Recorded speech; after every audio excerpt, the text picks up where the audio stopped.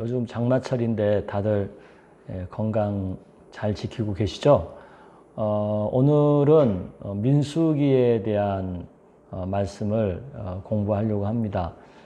민수기는 이제 시내산에서 하나님의 율법을 받고 난 이후에 가나안 땅에 들어가기 전까지의 이스라엘 백성들의 삶을 다루고 있는 성경 말씀입니다.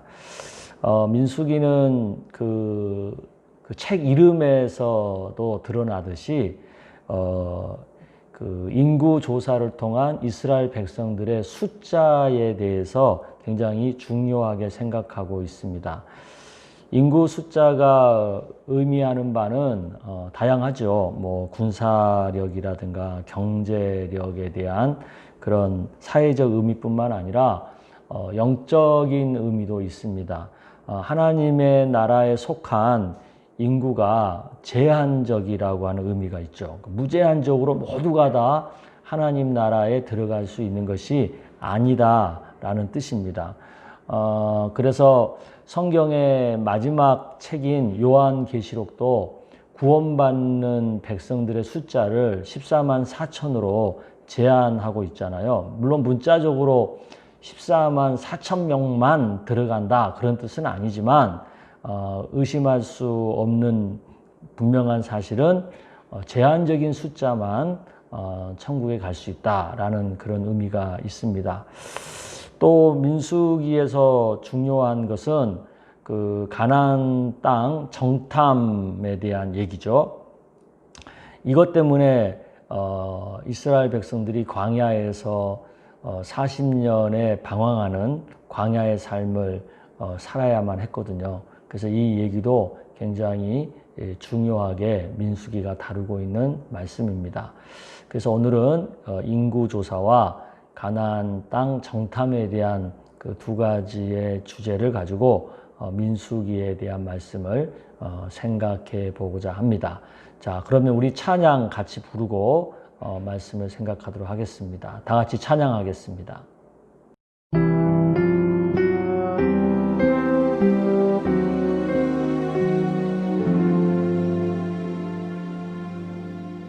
주 날개 밑 내가 편안히 쉬네.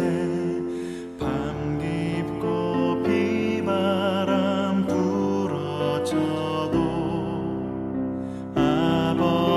아버지께서 날 지키시리니 거기서 편안히 쉬리로다. 주 날개 밑 즐거워라. 그 사랑 끊을 자는요. 주 날개 밑 내 쉬는 영혼 영원히 거기서 살리.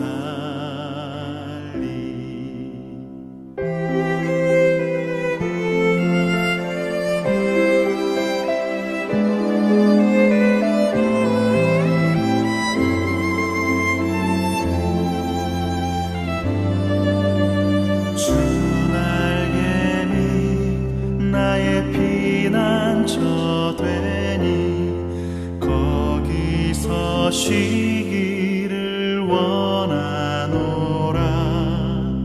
세상이 나를 못 위로해 주나 거기서 평화를 누리리라. 주 날개 밑 즐거워라. 그 사랑 끊을 자는요. 주 날개 밑 내 쉬는 영혼 영원히 거기서 살리. 주 날개 밑 즐거워라. 그 사랑 끊을 자니요 주 날개 밑 내 쉬는 영원히 거기서 사니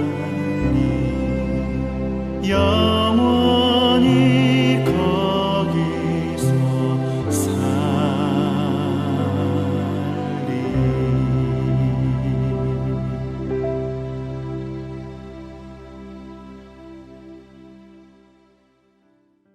할렐루야. 기도하죠. 하나님 아버지, 오늘 우리가 민수기 말씀을 공부하고자 합니다. 특별히 인구조사와 가나안 정탐에 대한 것을 중심으로 말씀을 생각하면서 우리가 민수기의 말씀 속에서 받아야 할 중요한 영적인 교훈을 받기를 원합니다. 성령께서 우리 가운데 역사하셔서 하나님 말씀을 잘 깨달아 알 수 있는 은혜를 허락하여 주시고 그 깨달은 바의 말씀을 또 우리의 삶에 구체적으로 잘 적용할 수 있는 성령의 도우심을 간구합니다. 주님이 함께하여 주옵소서. 말씀을 사랑하는 마음 우리 안에 충만하게 부어주시기를 원합니다. 그래서 말씀을 읽고 말씀을 묵상하고 말씀을 배우고 그 말씀을 내 삶 속에 잘 적용하는 은혜가 넘치게 하여 주시옵소서. 예수님의 이름으로 기도드리옵나이다. 아멘. 오늘 본문 민수기 1장 1에서 4절까지 말씀 우리 같이 읽어보도록 하겠습니다. 이스라엘 자손이 애굽 땅에서 나온 후 둘째 해 둘째 달 첫째 날, 그러니까 2년 2개월이 된 거죠.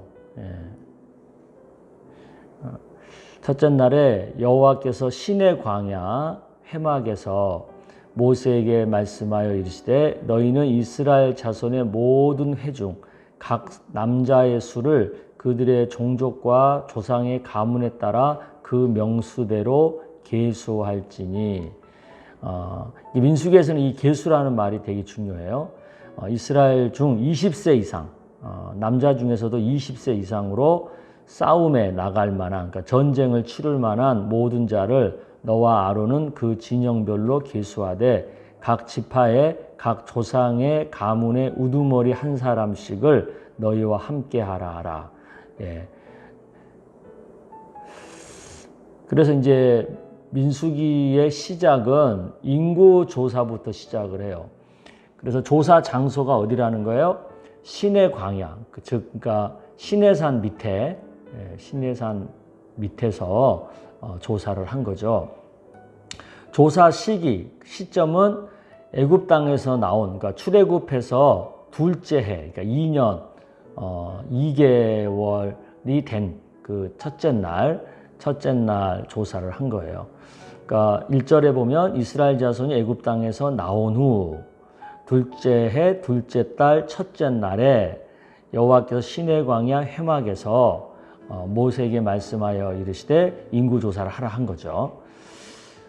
이 시점이 왜 중요하냐면 이제 시내산에서 율법을 받고 난 다음에 이제 본격적으로 가나안 땅으로 출발하는 거예요. 그러니까 이대로 곧장 이제 가나안 땅으로 들어가게 되는 거죠. 그래서 가나안 땅에 들어가서 살 수 있는 사람의 정확한 숫자를 지금 계수한 거예요. 네. 조사 대상은 모든 해 중에 남자 수인데 이 남자가 특별히 20세 이상. 예. 그럼 20세 이상만 이렇게 한 것은 대표성이거든요. 각 가정의 대표성. 네.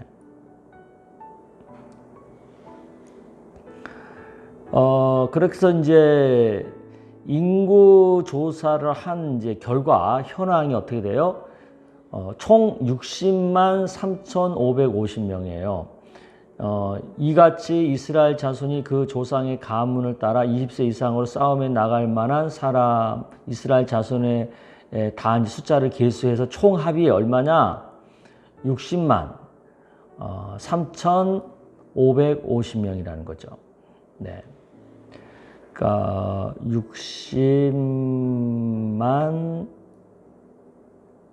3,550명. 네. 맞죠? 예. 그런데 이 60만 3,550명 안에 레위 지파 사람들의 숫자는 포함되지 않았어요. 왜 그랬을까요? 그 이유를 설명하고 있죠. 너는 레위 지파만은 계수하지 말라는 거예요. 그들을 이스라엘 자손 계수 중에 넣지 말라는 거예요. 왜요? 그들에게는 성막, 하나님의 성막이죠. 성막과 그 모든 기구와 모든 부속품을 관리해야 되는 다른 특별한 어떤 그 사명이 있는 거죠. 그들은 그 성막과 그 모든 기구를 운반하고 거기서 봉사하고 성막 주위에 진을 쳐서 성막을 지키는 사명이 있다는 거예요. 그러니까 레위 지파는 전쟁에도 안 나가야 되는 거예요. 이것을 위해서 전쟁에도 안 나가야 되고, 또 그 레위 지파 사람들은 이제 앞으로 각 사람들이 내야 할 그 세금에서도 자유로운 거죠. 그러니까 레위 지파에게는 따로 하나님이 기업을 주지 않았어요. 땅에 기업을 주지 않은 대신 이런 온전히 하나님의 성막을 돌볼 책임이 있는 거죠.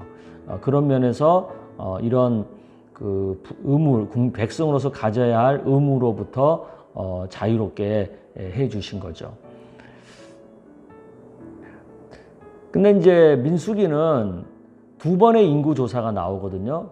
그 1장에서 1차 인구 조사가 나오고, 또 2차에서 또 민수기 26장에서 두 번째 인구 조사가 나와요. 왜 두 번의 인구 조사가 필요하게 됐느냐라는 문제가 있겠죠. 그것은 왜 그렇게 됐어요? 곧바로 출애굽해가지고 시내산에서 출발해가지고 곧바로 가나안 땅에 들어가지 못하잖아요. 그 가나안 땅 정탐하고 난 다음에 백성들이 문제가 생기잖아요. 그거에 대해 나중에 이제 뒤에 곧바로 설명을 하겠지만, 그것으로 인해서 40년의 광야 생활을 하게 되는 거예요.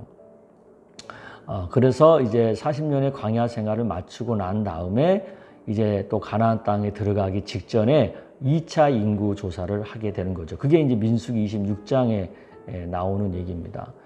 그래서 2차 인구 조사의 장소는 어디입니까?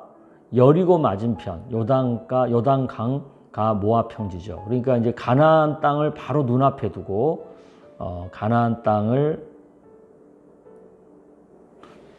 바로 눈앞에 두고 인구 조사를 하는 거예요. 여리고 맞은편 요단과 모압 평지. 예. 조사 시기가 언제예요? 성경의 26장 1절에 보면 연병 후에 이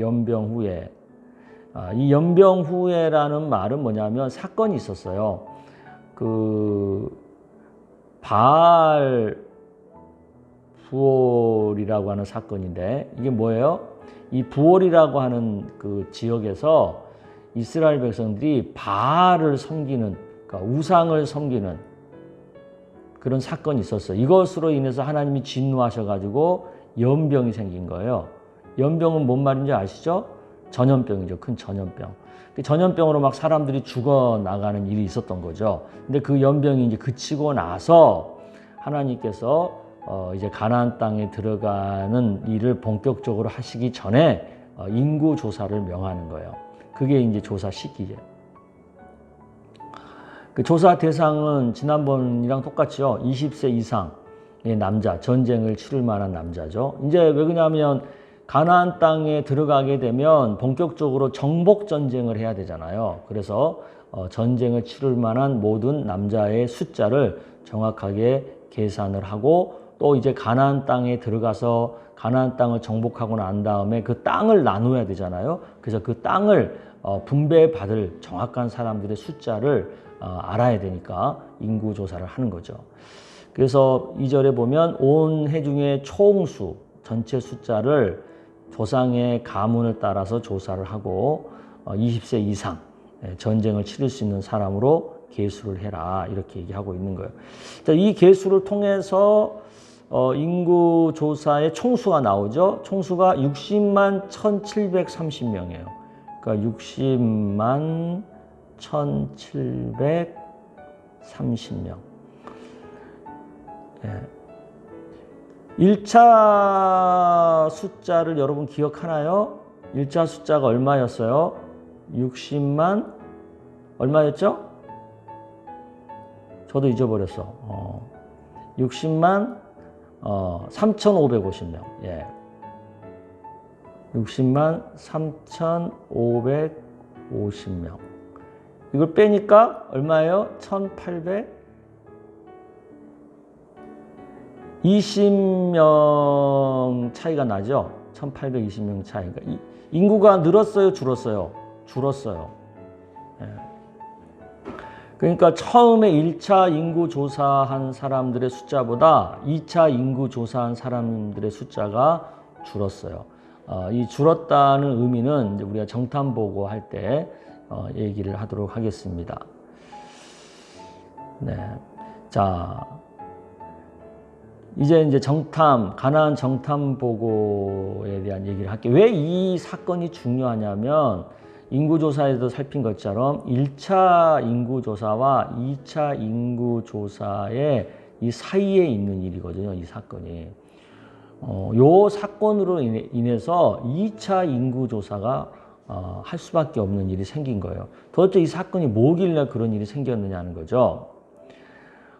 이제 가나안 땅에 시내산을 출발해서 가나안 땅에 들어가기 위해서 이제 가나안 땅이 어기까지 왔어요. 그래서 이제 가나안 땅이 어떤 땅인지 정탐할 필요가 있지 않겠어요?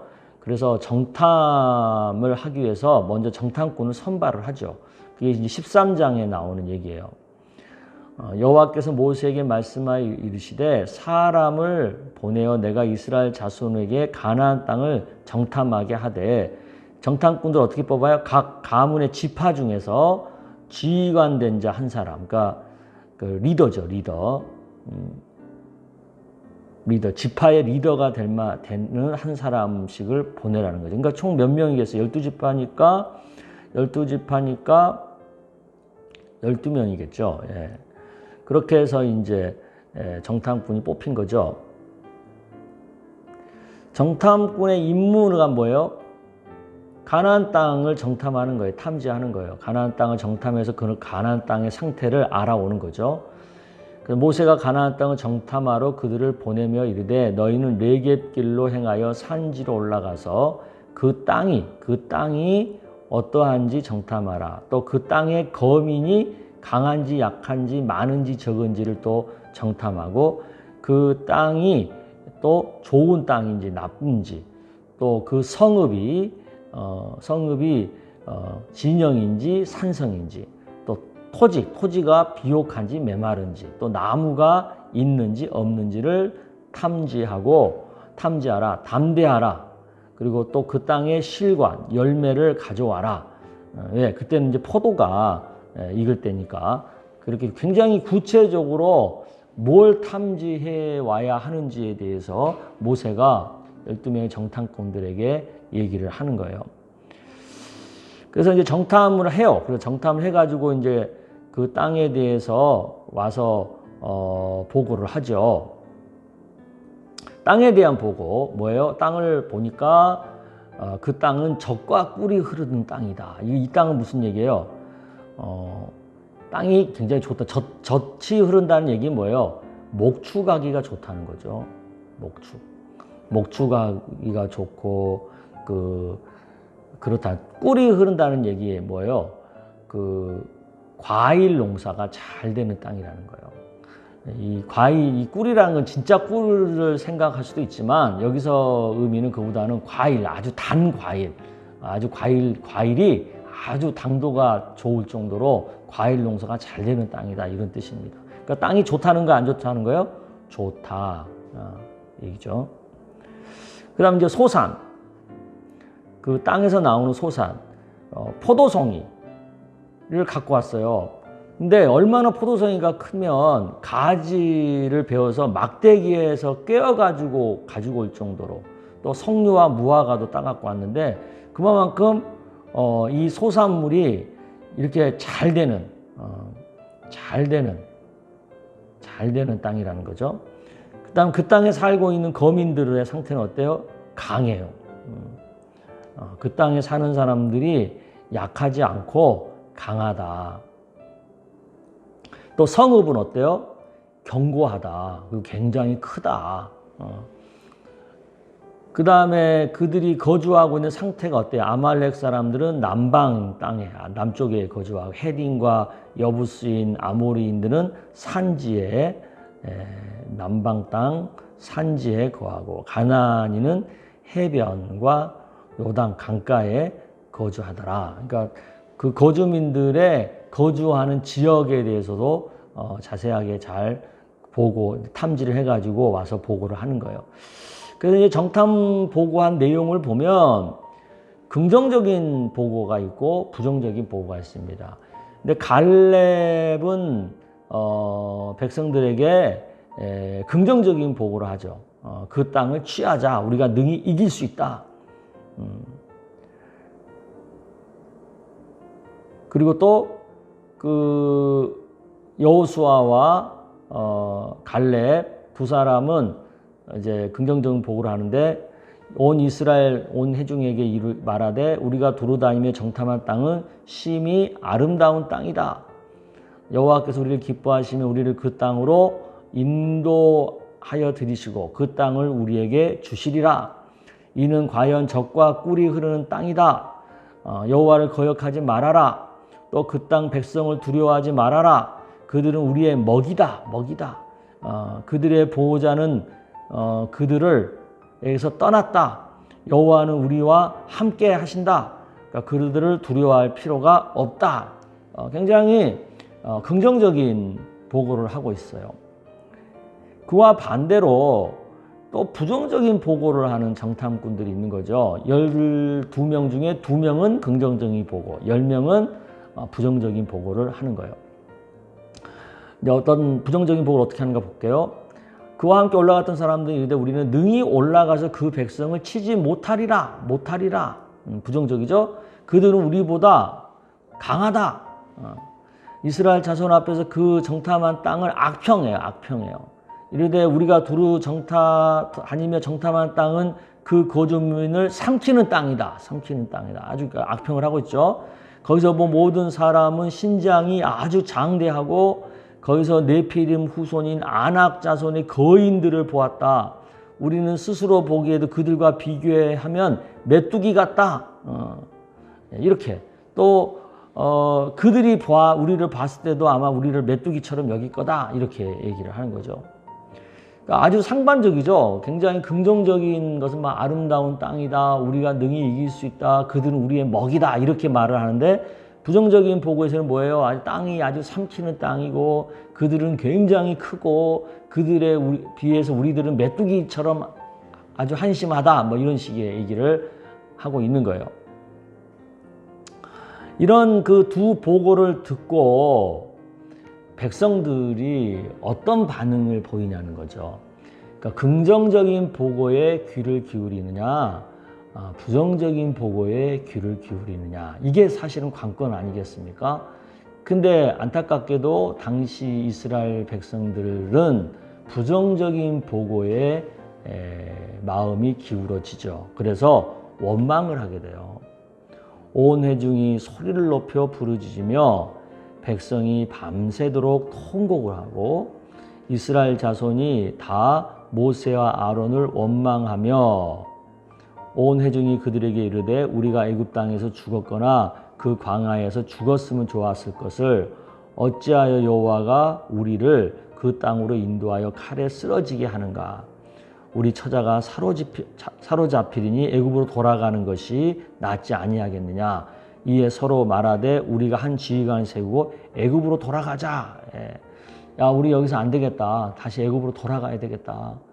이렇게 원망하면서 지금까지 그들이 해왔던 모든 것을 부정하는 거죠. 네. 이게 이제 백성들이 부정적인 보고를 듣고 낙담해서 원망하는 반응을 보이는 거예요. 이렇게 이스라엘 백성들이 부정적인 보고에 마음을 빼앗겨서 원망하고 모세를 원망하고 하나님을 원망하고 다시 애굽으로 돌아가자 이렇게 나오니까 이 얘기를 듣고 하나님이 어떻게 반응을 하셨어요? 하나님이 진노를 하시죠. 14장에 보면 여호와께서 모세에게 이르시되 이 백성이 어느 때까지 나를 멸시하겠느냐. 이 원망하는 것을 보고 하나님이 멸시한다고 받아들인 거예요. 내가 그들 중에 많은 이적을 행해 주었는데도 어느 때까지 그들이 나를 믿지 않겠느냐. 그러니까 불신한다고 생각하는 거예요. 하나님이 이스라엘 백성들이 하나님을 불신한다. 그래서 내가 하나님께서 전염병으로 그들을 쳐서 멸하고 내게 그들보다 크고 강한 나라를 이루게 하리라. 그러니까 하나님께서 이 원망하는 백성들을 치시겠다는 거죠. 이렇게 불신하고 멸시하는데 어떻게 이들을 데리고 내가 하겠느냐. 이들은 멸시하고 내가 다른 것을 통해서 강한 나라를 세울 거다 이렇게 얘기하시죠. 그러니까 모세가 여호와께 여짜오되, 그러니까 이제 모세의 설득이 들어가는 거죠. 애굽주인 중에서 주의 능력으로 이 백성을 인도하여 내셨거늘 그렇게 다 죽여버리시면 그 애굽 사람들이 듣고 뭐라고 하겠어요? 이 땅 거주민에게 전하리이다. 주 여호와께서 이 백성 중에 계심을 그들도 들었으니 곧 주 여호와께서 대면하여 보이시며 주의 구름이 그들 위에 섰으며 주께서 낮에는 구름 기둥 가운데서 밤에는 불 기둥 가운데서 그들 앞에 행하시는 것이니이다. 이제 주께서 이 백성을 하나같이 죽이시면 주의 명성을 들은 여러 나라가 말하여 이르되 여호와가 이 백성에게 주기로 맹세한 땅에 인도할 능력이 없었으므로 광야에서 죽였다 하리이다. 그러니까 하나님이 여기에서 백성들을 다 쳐버리시면 주변의 여러 나라 사람들이 하나님이 능력이 없어가지고 그 맹세한 땅으로 드릴 만한 능력이 없어가지고 광야에서 죽였다 이런 어떤 얘기를 듣게 된다는 거죠. 그러니까 이제 구하옵나니 이미 말씀하신 대로 주의 큰 권능을 나타내옵소서. 이르시기를 여호와는 노하기를 더디하시고 인자가 많아 죄악과 허물을 사하시나 형벌 받을 자는 결단코 사하지 아니하고 아버지의 죄악을 자식에게 갚아 3, 4대까지 이르게 하리라 하셨나이다.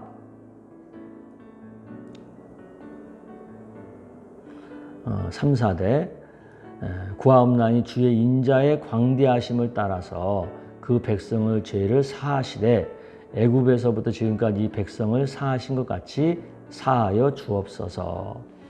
그러니까 용서해 달라는 거죠. 용서해 달라고 하나님을 설득하는 거예요. 그러니까 여기서 우리가 좀 생각을 해야 돼요.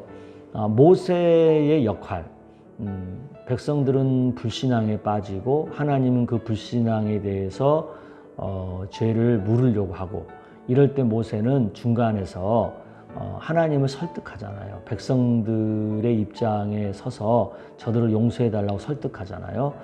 이 모세의 역할이 오늘날 우리 그리스도인들의 역할이 아닌가 그런 생각이 들어요.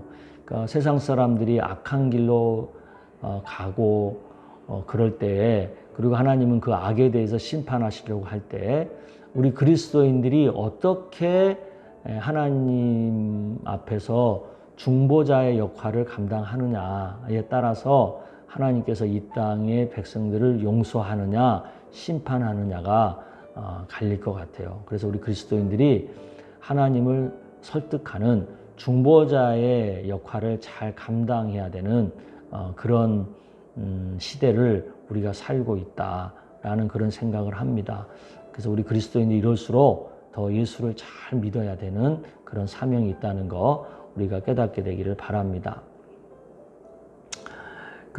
이렇게 이제 모세가 설득을 하니까 하나님께서 이제 용서하기로는 하셨어요. 그러니까 전염병으로 다 멸하지는 않겠다 하시지만 그 원망에 대한 하나님의 심판이 있어요. 그 심판에 대한 얘기입니다. 너희 시체가 이 광야에서 엎드러질 것이다.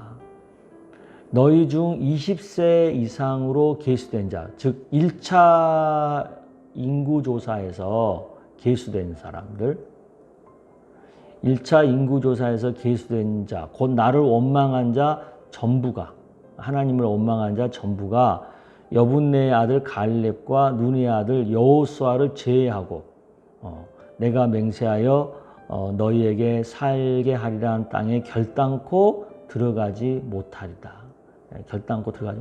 그러니까 1차 인구조사에서 계수된 20세 이상의 남자들 중에 갈렙과 여호수아만 빼고는 아무도 가나안 땅에 못 들어간다는 거예요. 못 들어가고 다 광야에서 죽게 된다는 거죠. 너희가 사로잡히겠다고 말하던 너희의 유아들, 어린 아이들이죠. 유아들은 내가 인도하여 드린다. 그들은 가나안 땅에 들어간다는 거예요. 그들은 너희가 싫어하는 땅을 본다. 가나안 땅에 들어간다는 거죠. 너희의 시체는 이 광야에 엎드려질 것이요 너희의 자녀들은 너희 반역한 죄를 지고 너희의 시체가 광야에서 소멸되기까지. 그러니까 20세 이상의 남자들이 다 광야에서 죽어질 때까지 40년을 광야에서 방황하게 될 거다. 그렇게 얘기해요. 너희가 왜 40년이냐? 너희는 그 땅을 정탐한 날의 숫자가 40일인데 그 40일, 하루를 1년으로 쳐서 40년간 너희의 죄악을 담당하게 된다는 거죠. 너희는 그제서야 내가 싫어하면 어떻게 되는지를 알리라 하셨다 하라. 그러니까 하나님이 원망한 이스라엘 백성들에 대한 심판을 어떻게 하시는 거예요?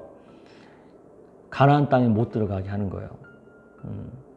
그들이 40일간 정탐한 그 날수 하루를 1년으로 삼아서 40년 동안 광야에서 살면서 그들이 죽을 때까지 광야에서 살면서 그들이 다 죽고 난 다음에 그들의 유아 또 그들 사이에 새롭게 태어난 아이들 그 사람들만 이제 여호수아와 갈렙이 지도자가 되어서 가나안 땅에 들어가게 된다라는 것을 말씀하는 거죠.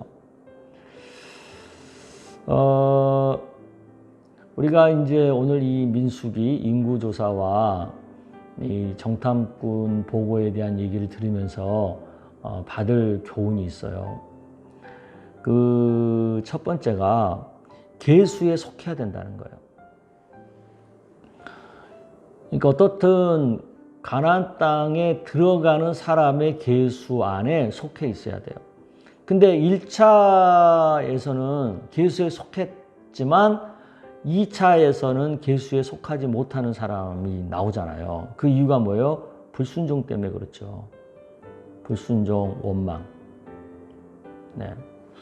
그래서 결국 그들은 가나안 땅에 못 들어가잖아요. 그러나 1차에서도 2차에서도 두 번 다 계수에 속한 사람이 누구예요? 여호수아와 갈렙. 예. 그러니까 우리의 신앙의 모델은 이 두 사람이어야 해요. 여호수아와 갈렙. 이 여호수아와 갈렙은 왜 1, 2차의 계수에 다 속하게 되었어요? 이들은 순종했어요. 그리고 이들은 원망하지 않았어요. 긍정적인 보고를 했고. 네. 그랬기 때문에 그들은 1차, 2차 계수에 다 속했고 가나안 땅에 들어가는 자가 되었던 거죠.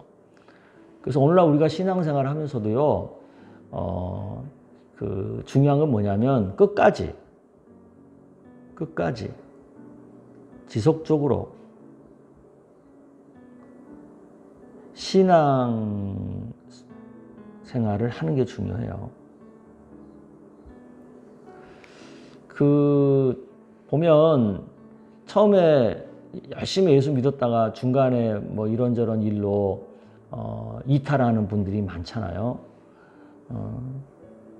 그리고 또 그 믿음의 가정에서 태어나가지고 어렸을 때는 신앙생활 했는데 본인이 장성해가지고는 하나님을 안 믿는 그런 사람들도 우리 주변에 많잖아요. 그래서 그런 것들을 보게 되면 끝까지 믿음 생활을 유지한다, 하나님 말씀에 순종하는 삶을 산다, 이게 결코 쉽지 않아요. 그래서 하나님의 구원의 숫자가 제한적이라고 하는 말이 더 크게 무겁게 와 닿을 수밖에 없는 겁니다. 그러니까 우리가 하나님을 믿게 된 거 너무나 큰 은혜이고, 또 하나님을 끝까지 잘 믿을 수 있다는 거, 그건 더 큰 은혜이고 복이죠. 그래서 가장 이 땅에 사는 날 동안 큰 은혜와 큰 복이 뭐냐? 예수를 끝까지 잘 믿는 거예요. 이것만큼 큰 은혜, 큰 복이 없습니다. 그래서 우리가 이 땅에 목숨을 가지고 사는 날 동안 가장 크게 받아야 할 은혜, 가장 크게 받아야 할 복은 예수 믿고 또 끝까지 천국 갈 때까지 믿는, 그 믿음을 지키는 것이다. 이것을 생각하고 이 큰 은혜와 복을 늘 놓치지 않으려고 더 믿음 생활에 집중하는 우리 모두가 되기를 주의 이름으로 축복합니다. 기도하겠습니다. 하나님 아버지, 오늘 민수기 말씀을 통해서 우리가 깨닫는 교훈이 있습니다. 하나님 나라에 들어가기까지 하나님의 백성으로 믿음을 가지고 끝까지 사는 것이 얼마나 중요하다는 것을 깨닫게 됩니다. 아버지 하나님, 우리가 이 땅에 목숨 가지고 사는 날 동안 이런저런 시험과 고난, 어려움이 많이 있지만 그래도 끝까지 하나님께 순종하는, 그리고 믿음 안에서 늘 긍정적인 생각을 하는 그런 삶을 살 수 있도록 도와주시기를 원합니다. 그래서 이 땅에서도 하나님의 나라를 누릴 뿐만 아니라 죽어서도 하나님 나라에 가는 우리 모두가 다 될 수 있도록 역사하여 주시옵소서. 예수님의 이름으로 기도드리옵나이다. 아멘. 네, 감사합니다. 이제 다음 주는 우리가 이제 신명기 말씀을 공부하게 되거든요. 그래서 신명기 1장에서 4장까지의 말씀 한번 읽어보시면 좋을 것 같고요. 또 요즘 이제 휴가철이고 장마철이고 그런데 건강 조심하시고 또 오가는 길 늘 안전 생각하시고 또 코로나 상황 가운데서 스스로 잘 관리들을 하셔서 주 안에서 평안한 믿음의 삶들을 사시기를 주의 이름으로 축복합니다. 네, 감사합니다. 평안하십시오.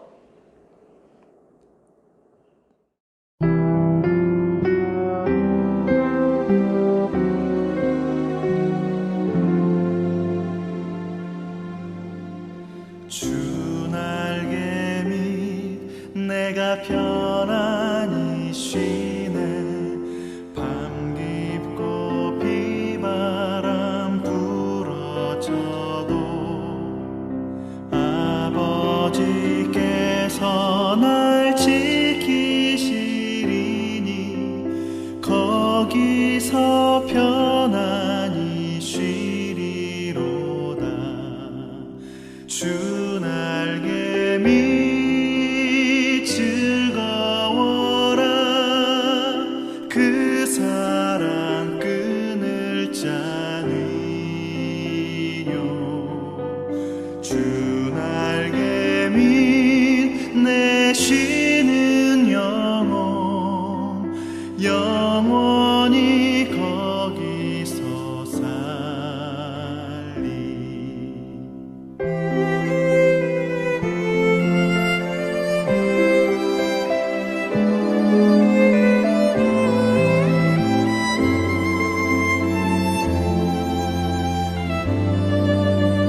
주 날개 밑 나의 피난처 되니 거기서 쉬기를 원하노라.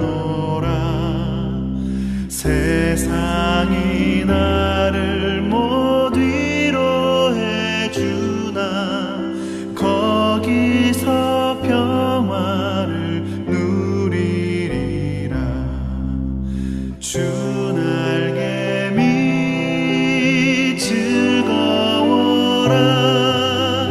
그 사랑 끊을 자는요